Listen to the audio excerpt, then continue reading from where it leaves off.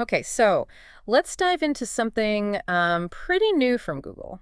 Yeah, this portraits project they're experimenting with. Right, we've looked at the sources available, news reports, what Google's put out, and really importantly, some feedback from someone who actually interacted with the first one. Hmm. So our mission for this deep dive is basically, okay, what are these AI portraits?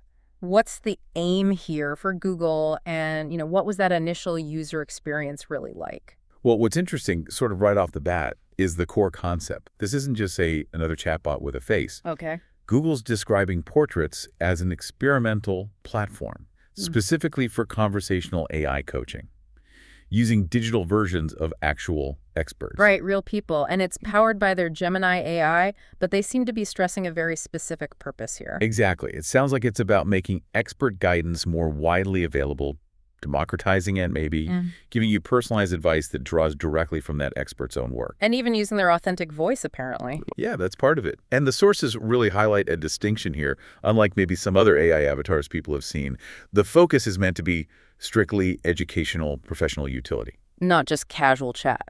No, definitely not. It's built with the experts using their specific knowledge base, not trying to foster, those parasocial things. Okay, that makes sense. Which brings us to the first portrait they've rolled out for testing, Kim Scott. Ah, yes. If you're into workplace communication, leadership stuff, you probably know her. Radical Candor. Best-selling author, yeah. A real specialist. Precisely. And the goal for her portrait, as it's laid out, is to give AI-powered coaching based on those principles she's known for. So you could use it for what? Like navigating work issues? Yeah, or even practicing difficult conversations. That seems to be a key angle. Practicing difficult conversations with an AI, that's a fascinating idea. So how did it actually feel to use based on that initial feedback? Well, the person who tried it described the interaction as intriguing and also helpful. Helpful, okay. Yeah, and they specifically said they learned quite a bit quickly. Learn quickly, that sounds promising. Efficiency is a big plus. Did they say how it helped them learn fast? They pointed to the contextual questions the portrait offers. Apparently, these prompts are pretty effective at guiding you. Ah, so it helps you figure out what to ask, especially if you don't know Kim Scott's work inside out already. Seems like it, yeah. Nudging you towards relevant stuff. Makes sense. Did they try to push it, ask off-topic questions? They did. Mentioned asking about totally random things. I think automobiles or baseball came up. Huh, okay. And the portrait apparently steered things right back to communication skills.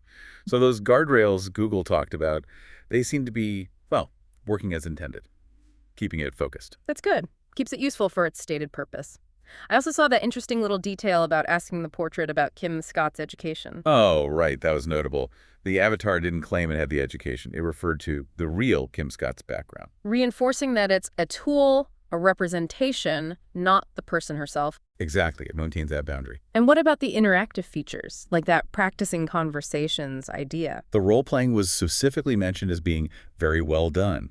That part seemed to impress the user. So it sounds like the overall vibe was pretty positive then. Any major criticisms noted? The only real suggestion for improvement mentioned was wanting hands-free voice input rather than push to talk. Ah, a usability tweak? Yeah, basically. But the overall takeaway was definitely positive. Plans to keep using it.